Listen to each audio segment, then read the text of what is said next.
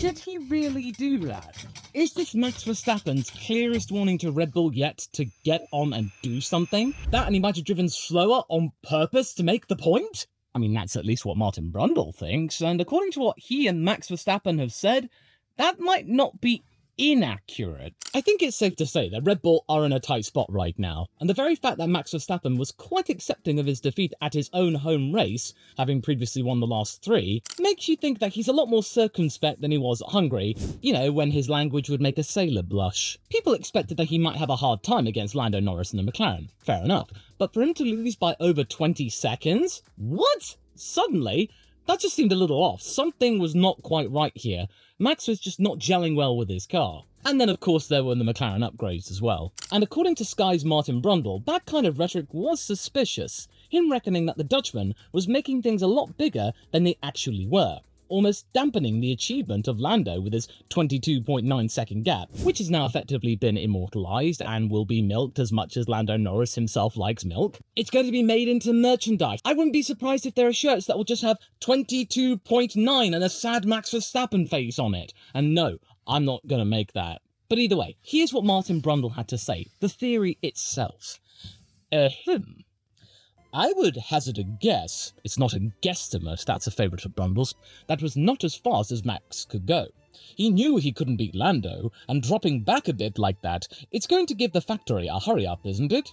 I'd be pretty sure of that. Now, on the surface, this kind of claim is a pretty potent one, albeit not exactly groundbreaking as many people would think. You know, it does happen. But Red Bull's star driver over-egging the pudding just to make a point? Well, Martin, it kinda worked. I mean, we're talking about it right now. But what makes this all the more interesting is that even though Helmut Marko has completely dismissed the theory and made it out to sound like poppycock, well, Max Verstappen sort of confirmed it. There were things going on behind the scenes which made him realise that he wasn't going to win, so what's the point of completely destroying your car to get within 20, 15, 10 seconds of Lando? All amidst the notion that Max would prefer the FIA to remove the ability for the world feed to listen to team radio because they don't like to take criticism. I mean, I can't imagine why also Max would want that to be removed. Anyway, here's Max's response of sorts. Today again was very difficult. I struggled a lot with the balance, I couldn't really execute anything, it was just not working. I tried to do the racing lines that I wanted to do, but the car wasn't responding. Bad tyre wear also. It was a bad feeling. It felt like the car did not react. The gap behind was also going up and down all the time, so I knew it was completely over with 5 laps to go, so I got off a bit of the throttle to just bring it to the end. There was nothing really left to gain. We had to consolidate that P2. It could have been much worse. If being P2 means being sad, I'll take that. So there you go, Martin Brundle was kind of right, albeit maybe not as much as he thought. I don't think Max was driving slow throughout the entire second stint. But the question is though, how much did Max Verstappen slow down by? Well, if you take a look at both F1 tempo and Planet F1's breakdown of the gap to the leader, there are some clues that perhaps the gap might have been less than 20 seconds. Still a notable gap, but it would have been less than a pit stop's worth, that being a symbolic note of dominance. And no, this is not to cheapen Lando's victory, because the very fact that he got the fastest lap on the last lap without having to go onto softs, that's quite impressive and really justifies the nickname Last Lap Lando.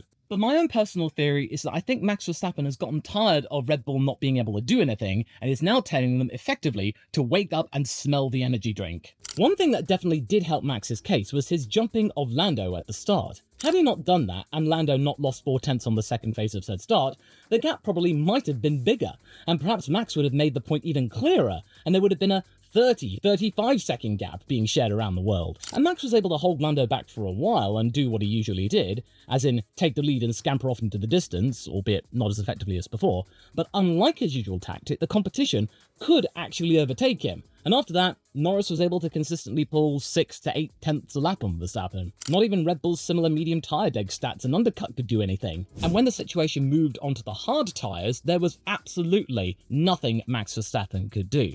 We've really got to pay attention to what McLaren does on the Friday. Their strategies, they don't go after lap times usually. They usually look at longer runs, and I think some of the other teams are starting to cotton on to this. And even though Max Verstappen was able to, instead of having 6 to 8 tenths of a lap lost per lap, it was more like half a second, but even then that still wasn't enough when you're considering it's about 40, 45 laps or so. Ultimately, it would have meant that Max Verstappen probably would have wanted to control his tyres, not overdo it with the car, not risk an engine failure or something, just enough to be able to peg the gap between himself and Charles Leclerc, and in case Oscar Piastri was able to overtake Charles and then come for a run after him. And that did look likely to happen because Ferrari's tyre deg was better than any other rival team. And I do think if Piastri did get through, and he could get clear air because he is rapid in there, McLaren would have been able to overtake him. And their boss does lament that extremely, that he couldn't have witnessed both of his cars demolishing Red Bull. That seems to be the narrative from the team figureheads, doesn't it? And even though Lando doesn't seem to be as cutthroat as consistently against Max Verstappen and Red Bull, Zach Brown and Andrea Stella are more than happy to make up the deficit and will go for the jugular every single time they can. In the end, by about 5 laps to go, just like Max said, he was roughly 17-18 seconds behind Lando, and that's when he decided to coast, adding 2 seconds alone on the last lap to definitely take the gap over a pit stop's worth and make that symbolic gesture to the world. Now, folks might have noted that Checo, also on this graph, was faster on the hards than Max, and he also had the fastest ultimate lap.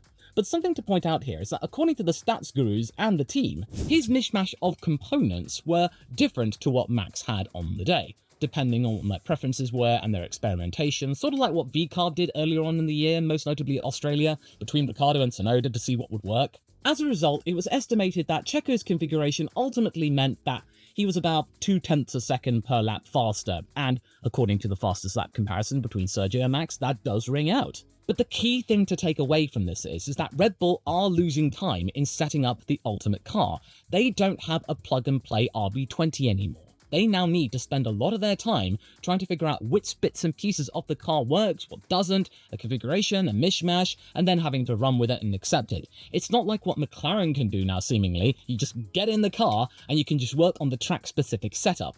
There you go. That's plug and play. So just remember that, even though Sergio Perez was technically faster in terms of fastest laps in comparison to Verstappen, he did have a slightly better configuration car for him. And he also does have to count his lucky stars for the fact that Mercedes is planned to go for the soft tyre right at the end. It just didn't pan out and he could stay ahead of them. Then the question leads to why Max would do that. Granted, both he and Lando are in agreement that Monza may be closer between them, as nobody has a clue as to who will be better, as the RB20 is slightly better in lower downforce mode than at higher downforce circuits now. I mean, it is weird to say that, because for the longest time, Red Bull were really good in terms of high-speed corners and whatnot.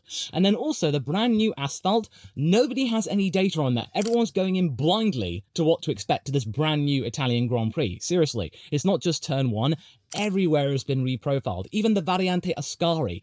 We are going to see a lap record broken, my friend. Seriously, it's going to be really, really quick. But the message was loud and clear, I reckon. The team has work to do, all amidst further rumblings of discontent between the 3 biggest personalities in the team, barring Max himself. But I'll get to that in a moment, because Max has been very vocal ever since the troubles began in earnest after Imola, when he couldn't get his car to do what he wanted it to do. Something which Lando was able to do at Zandvoort. And I think that was something of a revelation for Lando. I think arguably this was the first time Lando's ever had a car that would do exactly what he wanted it to do. Go where he wanted it to go, speed up, slow down. It was versatile. It gave him the win without any quibbles, no safety cars, no technicalities. It was great for his psyche and overall morale. Seriously, I'm really impressed with Lando because he managed to come back from that bad start. He lost 0.4 in the second phase of acceleration from the start and was able to get past Max anyway after about 15 laps or so. And this is off the back of almost every weekend recently. Verstappen has had something to say about the car, and he's almost had some kind of coded message or outright message to the people over at Milton Keynes to get on with trying to figure out what's wrong with the car and how they can fix it. And initially, the team were stumped as to what it could be, the problem. Then the revelation about curb riding came into sharp relief after what happened at Singapore last year, that being their bogey track. And that in turn lent some validity to the claims that Toto had flung at Christian in that infamous Drive to Survive scene where Checo had apparently things in an email that Wolf had printed out. Then we also have to address the fact that it's not just simply down to Red Bull getting worse, it's not as simple as that. It's mainly down to the fact that McLaren, Mercedes, and arguably sometimes Ferrari have been able to catch up to the Milton Keynes team and actually sometimes surpass them, McLaren and Mercedes exchanging victories who were there recently. And the gap that we've seen Max Verstappen not winning races is only getting bigger. It's now 5 races since Max Verstappen last won a Grand Prix. And we've not seen that kind of gap since 2020 when the ultimate record was 11. We got 9 races to go, so that streak could ultimately be broken if he does not win a Grand Prix for the rest of the year. And that's a very surprising and stark reality for what Verstappen has to deal with. Now, of course, it's too early to say whether or not Lando and McLaren could win every remaining race. Who's to say about upgrades that Mercedes or Ferrari could bring, or whether or not Red Bull can find their secret stuff or something and then be able to get back on pace? The point is, though, is that Max has gotten sick and tired, seemingly, of laying down the hints in the media pen and in the debriefs, and instead has decided to make his point extremely clear on the track. Because the ramifications of Lando Norris winning, and by that much, Red Bull have not heard the last of it. They've been dragged through the dirt.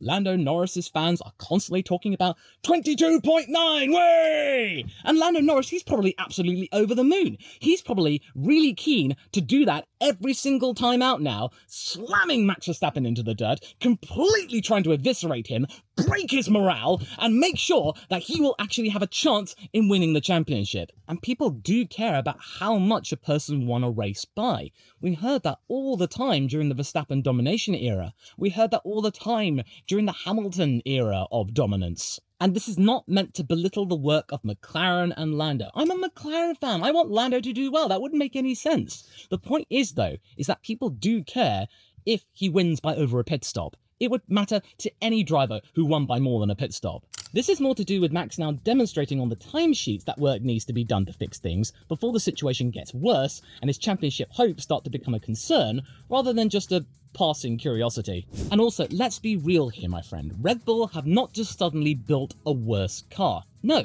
the RB20 is, without a doubt, better than the RB19. So people saying, oh, why don't you just use last year's car then? Max liked it and it could be faster with an upgrade. It's just not as easy as that. For example, and this is very simplified here and it doesn't take variables on the day into account, if you take the raw qualifying time of Max in the RB19 and stuck that car into this year's Q3, Max's time of 1 minute 10.567 would have seen him start 5th on the grid, just in front of Checo. And then, if you look to Bahrain for the same comparison at the start of a season, his time of 129.708 in the RB19 from 2023 would have seen him qualify this year 9th. So when you look at that rudimentary comparison, I know it's very basic, but for the purposes of this video, it's enough to give you an illustrative reasoning as to why Max is concerned.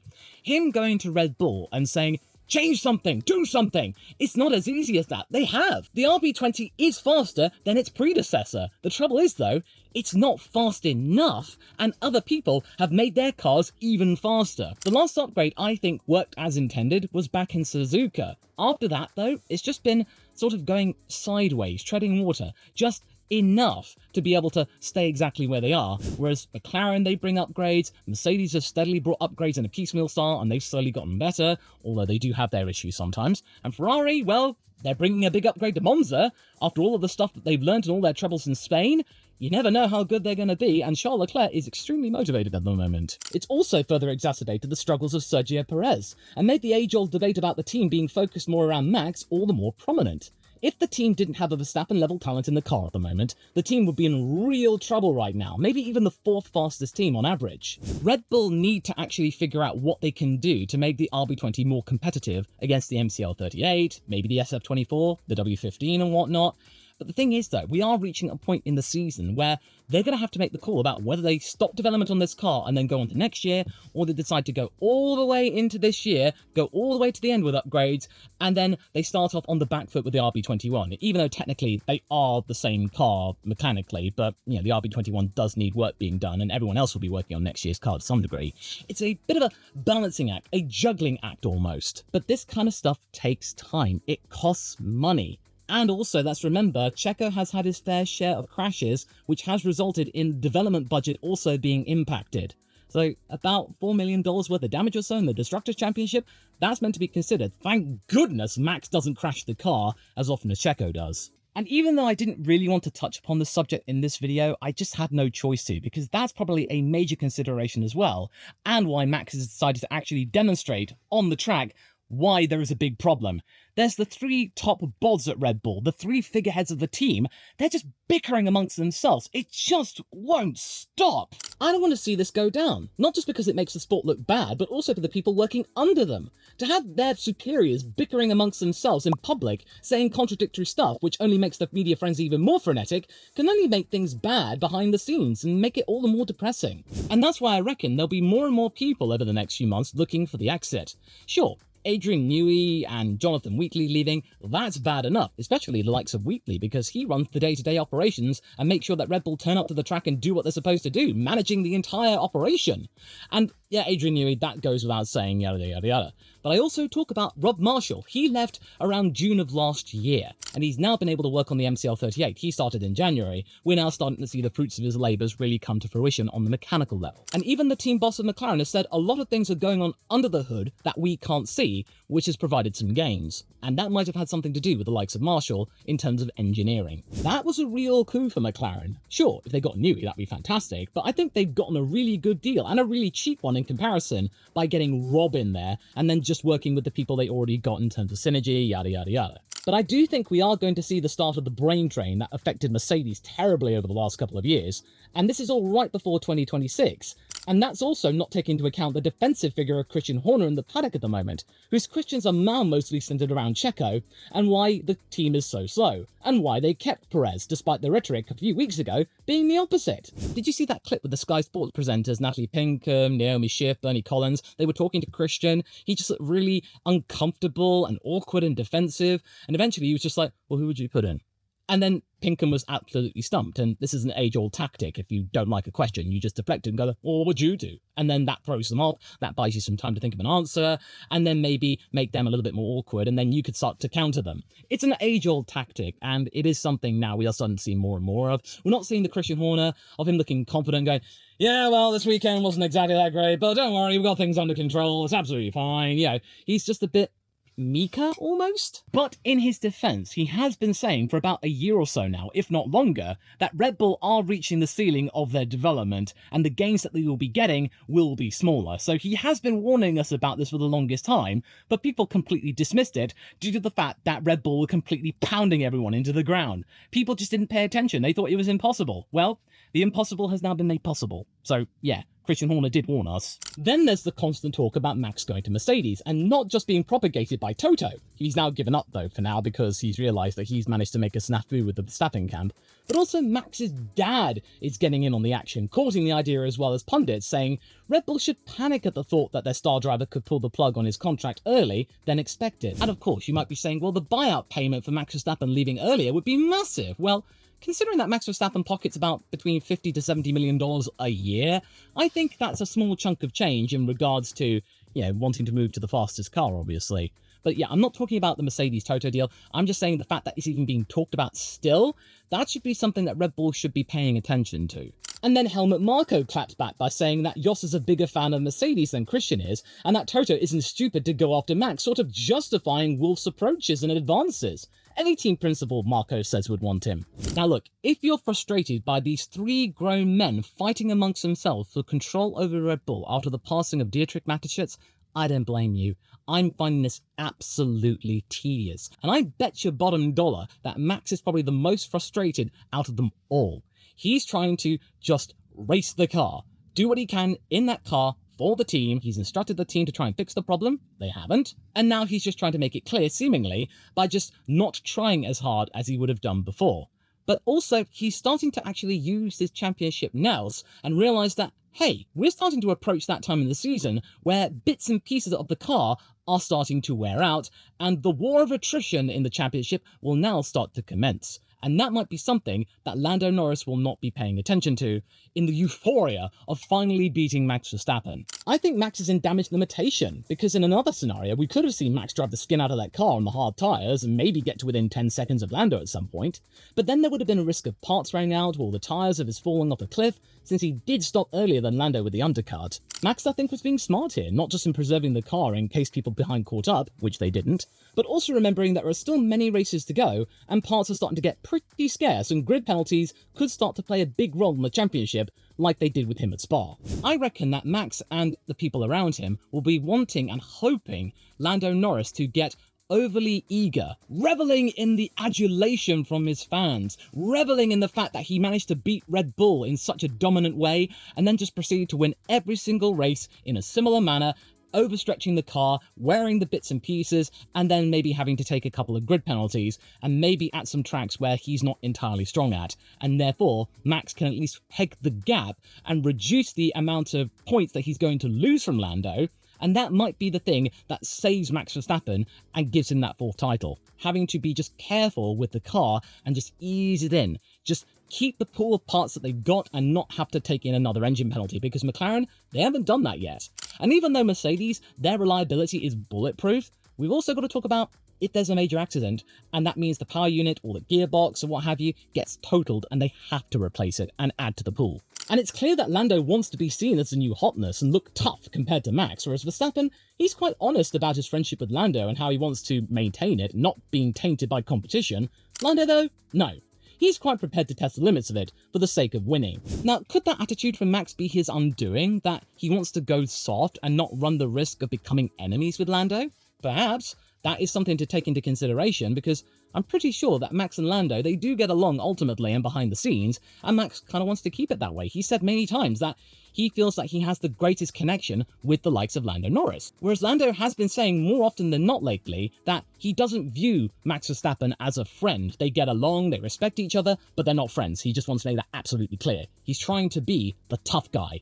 And I just really hope that Lando can just make the most of this car, but not drive the absolute balls off of it. Just bring the car home, don't wear it out, but still obviously make your point and win by 5 or 10 seconds or something. But just have the race in control. Dictate the race, just like what Max does. He doesn't have to win by 10, 15, 20, 25 seconds. He just has to win by enough. But I wouldn't be surprised if Lando goes on to repeat 20-second leads time and time again. Something of which that the world really wants to see, after a whole season of Max doing the same. And all I'll say is that Lando needs to be careful and be aware that the pool of parts will be getting smaller no matter what he does. Sure, he has a car capable of winning at the moment, and he could be really confident doing it, and he will definitely be in contention for winning more races this season, don't get me wrong. But this is when he needs to really gain experience about being smart right at the end of the season. If he can do that, then fantastic, it's game on for the championship. But right now, too early to say, let's just see how things go. Watch this space, my friend, it's going to get very interesting. Much like how I asked you to watch this space in London, which is probably right up your alley if you're an F1 fan. I went to the press launch of F1's exhibition, now in the British capital in it, and I had a fun time exploring it, which you now can too. To understand what you could expect if you're able to attend, or if you're not able to attend and you want to see it anyway, all in this video right here that you can go and watch right now. I'll see you there.